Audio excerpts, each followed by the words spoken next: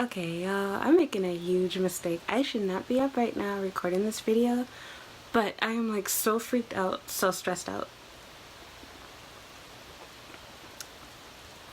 I start my first day of work tomorrow since summer break. And for those of you that don't know, if you follow me on Snapchat, I actually created a snap a long time ago now, in which I told you guys I had been looking for another job. Well, I started that job some time ago, but I didn't actually start teaching my own class. I was sort of shadowing someone else, and I did summer school.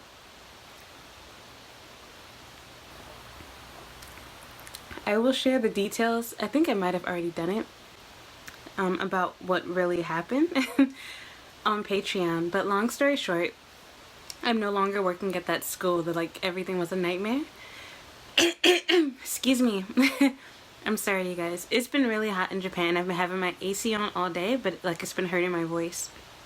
So I'm one, trying to save money, and two, trying to restore my voice. And that is also why I'm half naked. I'm actually wearing a bra right now. But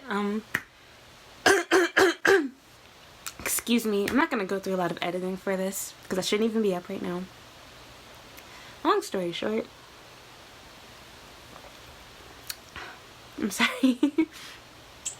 Long story short, yeah, tomorrow's my first real day. So, I should have been planning during this time, and I failed to do so. And the thing that makes matters worse is that the people that I was supposed to like report to like show them my lesson plans, and to like ask for help or advice, both of them will be gone. They will be on vacation for 2 weeks, not 1 week, but 2.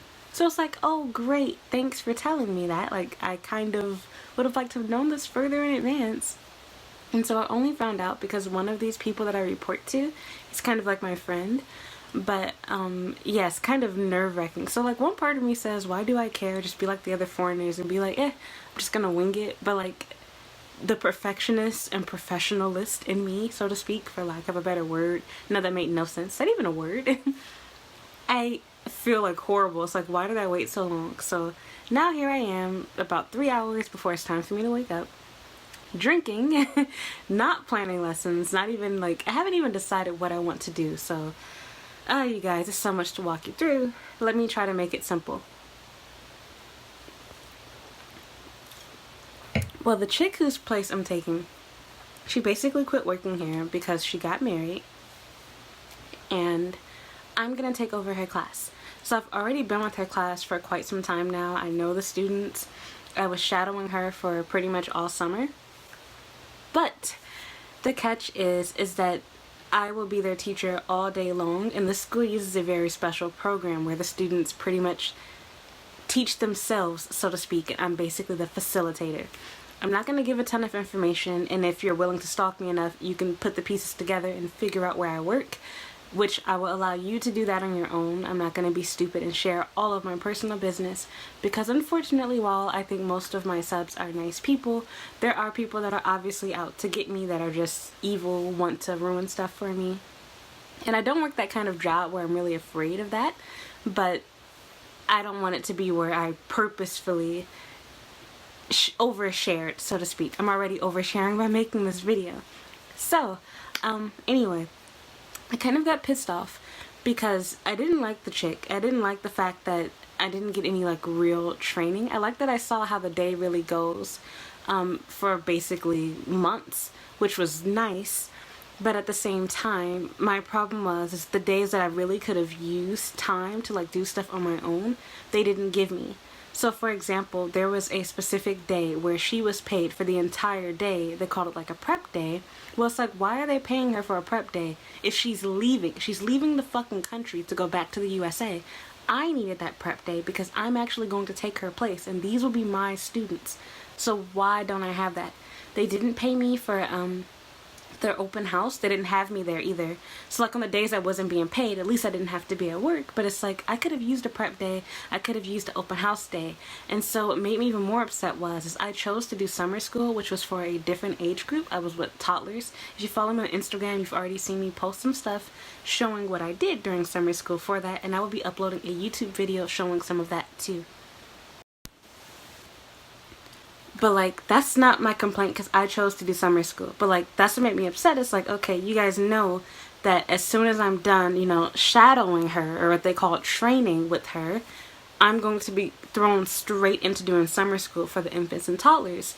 So I won't have any real time to actually prepare for my class other than at home. And the way the school works here, and really I'd say in Japan in general, but especially for this school, it's not the type of program or type of school. This chick, I'm sorry. I'm like arguing with somebody on Instagram about Chicago accents, but whew, child, I ain't finna get into that. I tweeted about it. I'm sorry, white people. I hurt you guys' feelings. But I hate whenever I hear white people say, like, oh, look, I'm not white, I'm Italian. It's like, bitch, white is a race.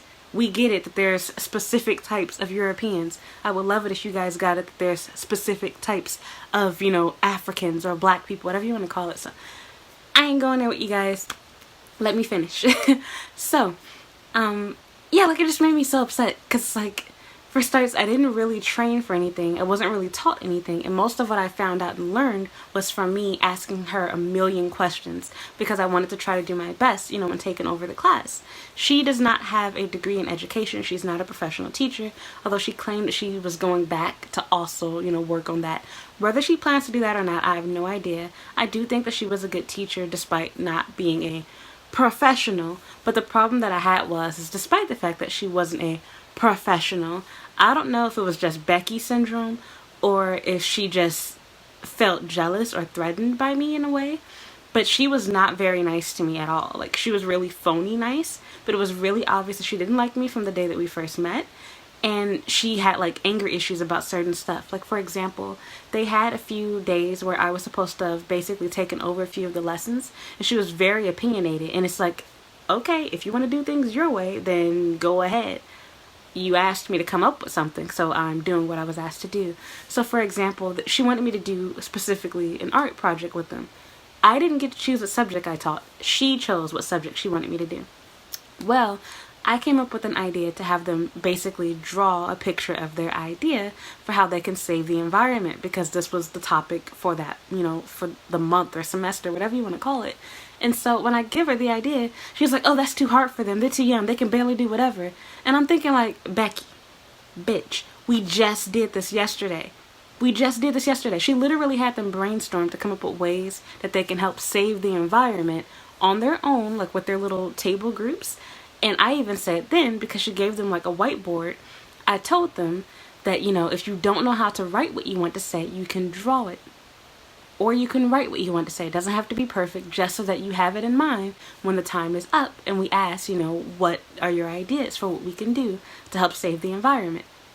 It's the same thing except drawing and coloring. There's no grade for it. They don't have to be perfect at it or whatever. It's just a matter of them participating, giving them something to do to take a break from doing, tedious work with writing and reading.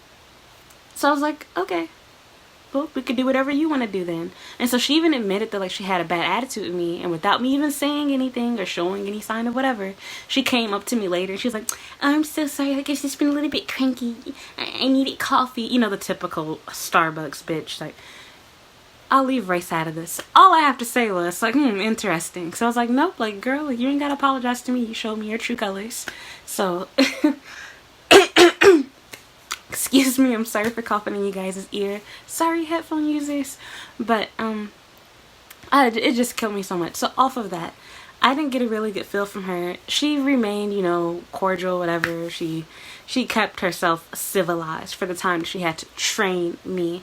But like, she didn't really do a lot to go out of her way. Like, she didn't show me where a lot of stuff was. She didn't spend a lot of time showing me how to do things. She was literally like, I'm on my way out the door. I'm doing my job.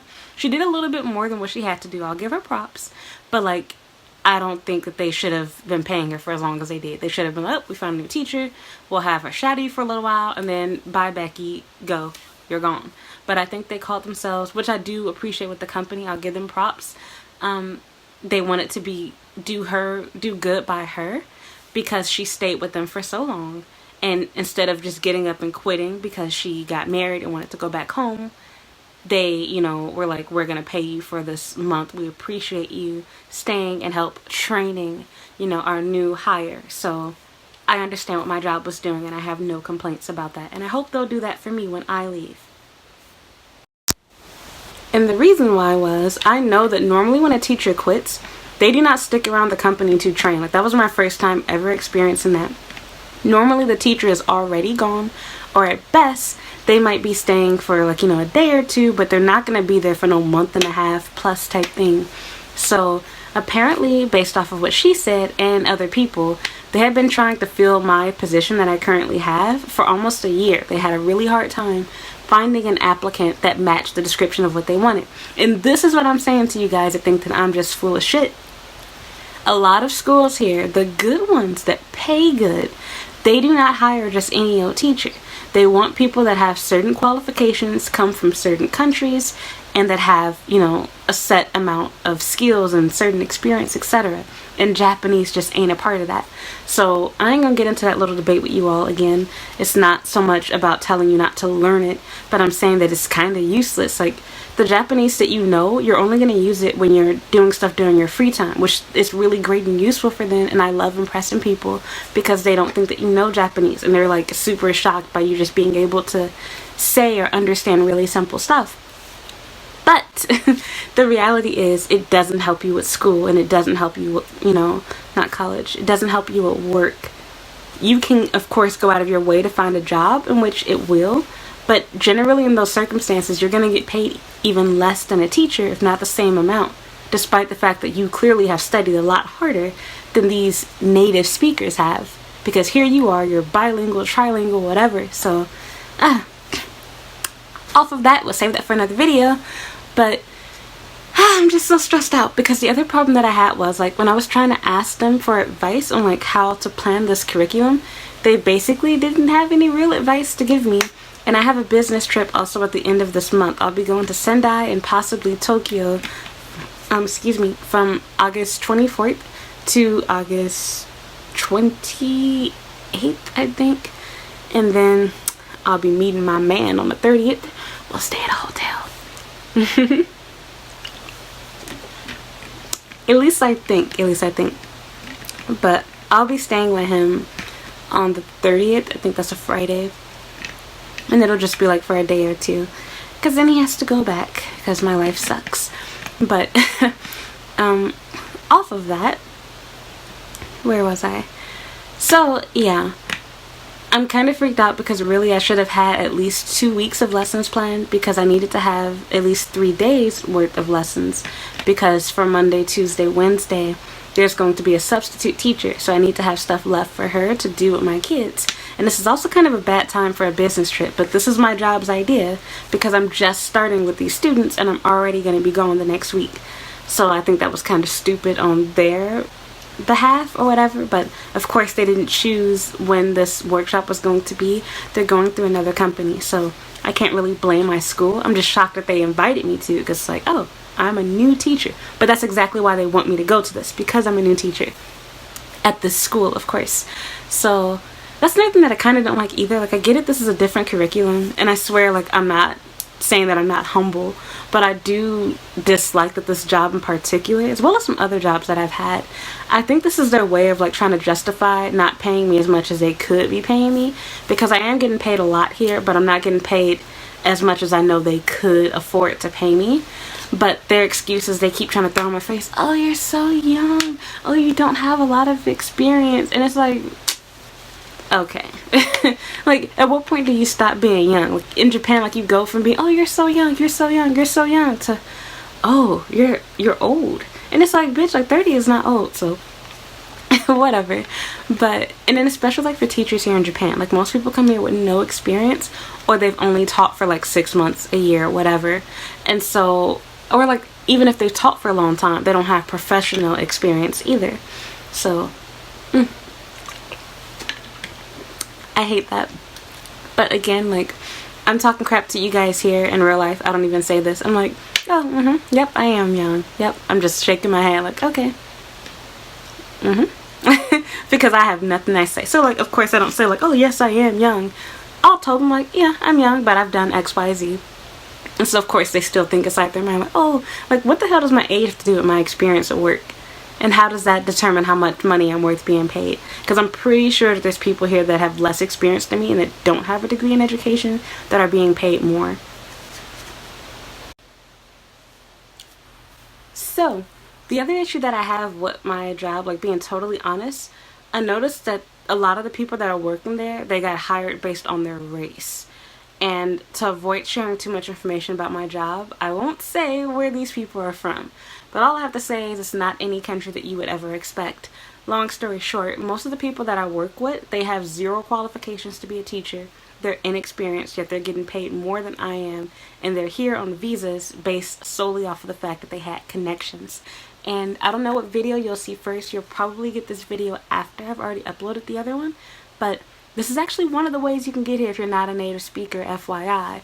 All you need to do is have connections with people. So for example, there's a lot of people here from India, Turkey, the Philippines, etc., who obviously are not native English speakers, but they speak English at a native level. All they did was make connections with other people from their home country that owned companies and or that had management positions, and they got jobs that way. So that's all I'm going to say in regards to that. But anyway, the place that I work at is one of those kind of places. I love this job, and it's the best one that I've had so far. And to be honest, I like it so much that even after like I start doing things with my business, I plan to stay here. So I don't see myself leaving anytime soon. I want to stay for at least maybe the next 2-3 years. But I don't know what the future holds, so I'm not going to say for sure that I will. I might stay for a year, but you know, who knows how that will go. Speaking of staying, like, or let me stay on subject first, and then we'll get on to that. My other issue is, I don't like that when I was talking, I'm sorry guys, my back itches. 1 second. Okay, I don't like that when I was trying to like talk to them, I could tell that they were getting a little bit like offended or worried about me trying to do stuff. Because I hate that in Japan there's like, if it ain't broke, don't fix it type mentality. I've talked about that. And so when I was telling them like how I noticed some things that weren't really where they should be, or like things that I wanted to change within the classroom, as well as I noticed that the students weren't fully understanding everything but were being pushed along just for the sake of, we've been on this for X amount of time, let's keep moving. And so like they act shocked by it, like, oh, there's no way that Miss Samantha could have ever not taught these children properly. So I was telling them that I noticed that during my time of observing that a lot of the students, and she knows this too, but like she didn't really do anything about it, they're being passed on because even when they do testing, they're sitting next to their friends. And so all the not so smart students are doing is they're copying off of the ones that know what they're doing. Which one part of me is like, okay, at least they're still doing work. But the downside is these students cannot grasp this information or do it on their own, which means they're not really learning. So her excuse was, oh, if I sit them alone by themselves, they just won't do anything. And so it's like, okay, you make them do something. Otherwise, they're just going to keep getting pushed along and stay behind. And that's the same problem that we have in the US too, I would say. So it's not necessarily a matter of just being in groups, but teachers being like, oh, well, you know, let's just push them along. Most of the students got it. So in this case, the students were learning how to tell time, and they're very young. Like this class is just kindergarten. But kindergarten in Japan, especially for international schools, is extremely advanced. These kids already know multiplication. I'm not kidding you. And it's really weird because like their math is all over the place. How the hell do you know how to do timetables, but you don't know how to tell time? So, and I didn't even mean for that to like be a joke, but yeah, like it is. It's real. So anyway, I was just thinking to myself like, okay.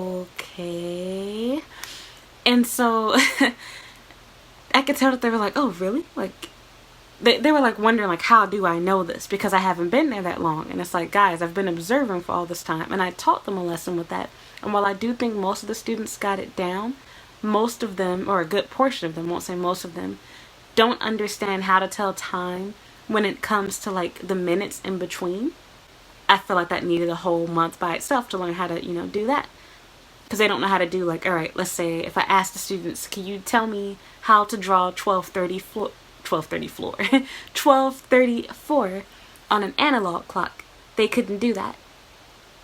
There were students that were having trouble doing analog clocks, period. So if you say, okay, show me 3 p.m., they didn't understand the difference between the shorthand and longhand. So it's little stuff, but it's like, okay, this means that you're not doing your job as a teacher.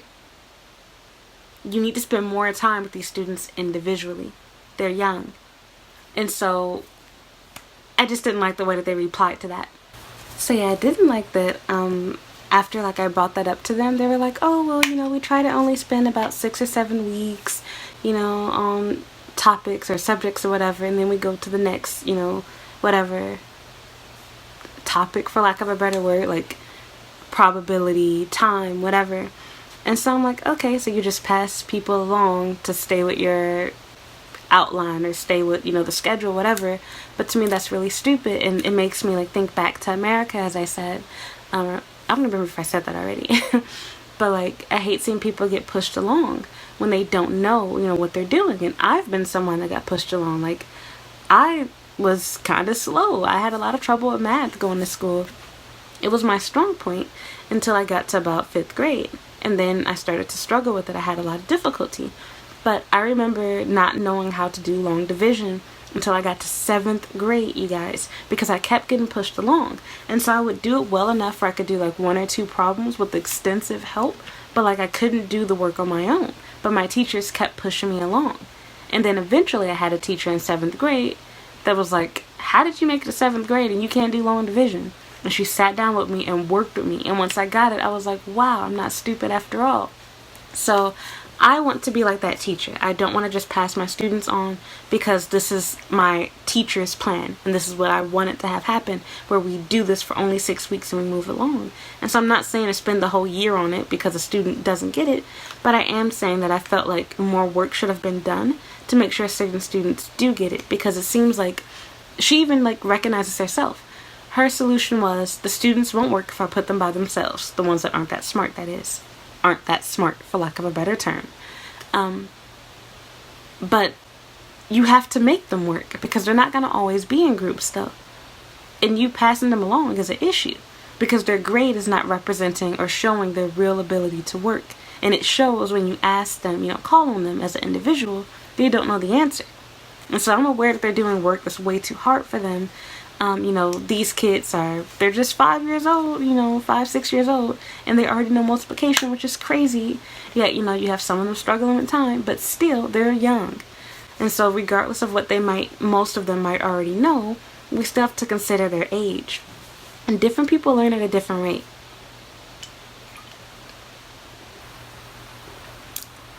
So, I hate that so much. So anyway, off of that, my other problem that I had was when I talked about wanting to change stuff inside the classroom. So my other boss, girl, they are like still going. I keep getting notifications from that. But like, yeah, like I was talking about the Chicago accent thing. I wish I never commented on that post, but I was in the mood for it. I knew it was going to make some people upset. But anyway, yeah, like she was like, oh, make sure you don't change things too much because the parents are used to doing it this way. They've had it for 3 years, or, you know, try not to change things too much. And so, of course, she's not telling me that I can't do it. I can. She knows that. But I hate that, like, in Japan, again, that ain't broke, don't fix it mentality. So it's like, okay, so you're encouraging me to do things a way that's not as efficient, not as good, just because this is how it's always been done. And she really liked the previous teacher, Samantha. So again, I get what they're trying to say and do, but I hate that it's already like preconceived, or it's assumed that the only reason why you want to change stuff is because you have a degree, or because you're American, or because you just want to be different.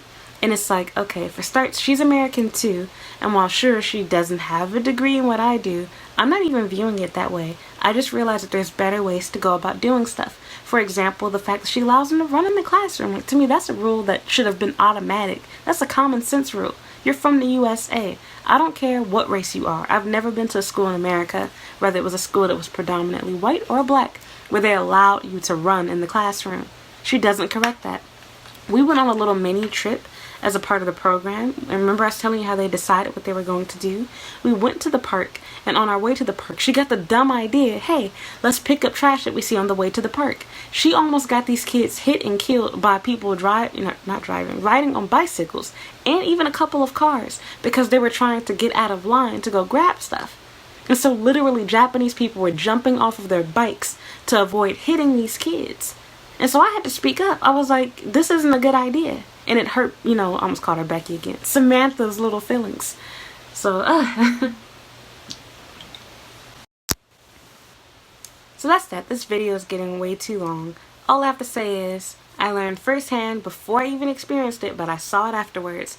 This is why I don't believe in befriending my coworkers. Too much phony, fake crap that goes on at work. And I say this as a message to you guys too. I'm not telling you to be paranoid, but use your brain.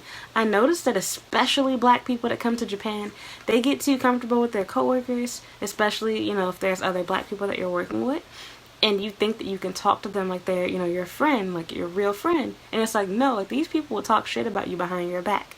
They will snitch on you. They will tell on you. They will gossip about you. Do not share your business with nobody at work. It's a horrible idea, especially when you're, you know, just getting started. I would not do that.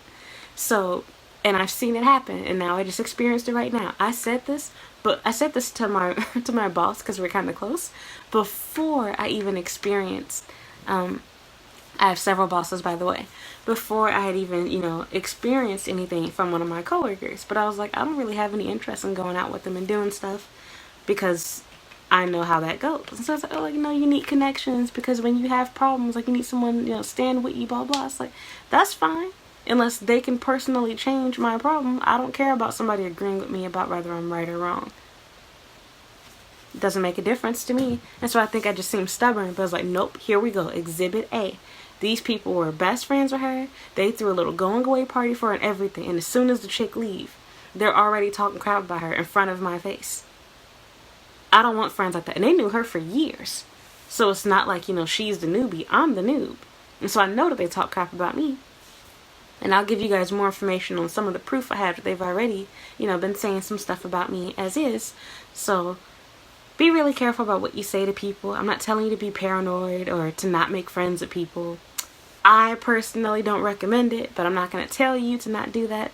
I prefer to keep my work life separate from my, you know, personal life. And same thing goes for dating, etc. I don't like to mix them. It seems fun at first, but ultimately you just end up, you know, the joke ends up being on you. You end up oversharing. You end up getting talked about behind your back. And you give people ammo, fuel, too much information, stuff they don't need to know about you. Sometimes, like, you'll know when you found somebody that you work with that's trustworthy, but a lot of the time they're not. People will gladly listen to your stories and give you advice just to talk about the advice they gave you and the crazy stuff that you told them to another person to make small talk. And I don't like these kind of people. Again, gossip is normal. I'm guilty of gossiping too, but there's some things that I feel like as people you just shouldn't do. So that's that. Off of that, my main reason in this video is, in making this video was a huge piece of procrastination, talking for over an hour about this. I have nothing together for tomorrow, so I'm in huge trouble. So I gotta wake up in like a couple of hours. I'm gonna be teaching on no sleep. It's gonna be super hot on a packed, messed up train. Oh, I forgot to tell you guys that. So just my luck, apparently the door either got jammed or it's been locked from the outside. I can't make it to the rooftop to dry my stuff. I don't have a dryer at home like most people in Japan. So I washed my clothing, and I washed it by hand because I haven't gotten a washer here because I haven't been at this place for even a year yet. And I know that I plan to leave again. I'm actually in the process of kind of moving. I have another place, but it's not supposed to be a place that I stay at. It's supposed to be used like an office. But that place doesn't have a washer yet either. I washed my stuff on hand. Big mistake. My stuff is soaking, sopping wet, and I can't dry it now. So now I have to use a blow dryer to dry my stuff for tomorrow. But like, it just made me so upset. It's like, if I knew that I wasn't going to be able to dry my clothes in time, I wouldn't have washed my clothes so late in the day. And I probably would have just, you know, planned to wear something else. So I'm in huge trouble tomorrow. So I'm like, so it's so much stuff going on right now. So between not having my clothes dry, not having anything together for math, not knowing what I'm going to do for their inquiry time, like everything is just like a total nightmare for me right now.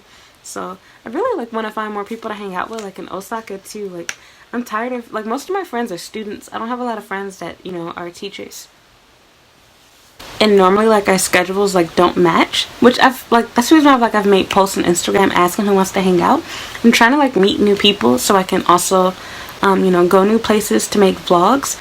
I've gotten a lot of replies from, like, random Japanese people that I don't even know yet that I would like to hang out with in the future. And plus, like I said, I want more adult friends who are already done with school so that they have money and we can actually go out and do stuff. I'm tired of treating people or doing broke stuff because my friends don't have money. Because I ain't stupid. I ain't finna pay for stuff all the time for everyone.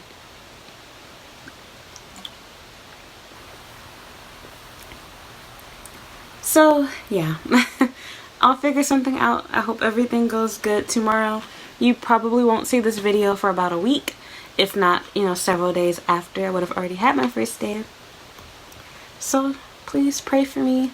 I hope this all works out. I'm super, super nervous. Even although, like, it's not like somebody's gonna be watching me, hopefully. But I haven't even, like, decided what I want my rules to be. Like, there's so much stuff. I think I'm gonna, like, let my students, like, decide what our classroom rules are gonna be. But I'm definitely gonna stay at work late tomorrow. So, I'm so stressed out, you guys. Like, you have no idea. So, that's it.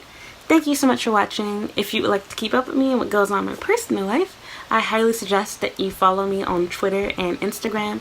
I constantly tweet what's on my mind, as well as I constantly upload pictures and videos showing what's going on in my day-to-day life on Instagram. So I would really appreciate it if you would follow me in those two places. And if you enjoy memes and random crap, I also share a ton of funny memes and captions on Facebook. So that is that. Thank you so much for watching, and I will make more vlogs more often, hopefully. And I have a lot more to talk about with this job. But there's so much that I didn't put into this video, but it got too long. It's already like over an hour. So thank you for watching, you guys. Goodbye.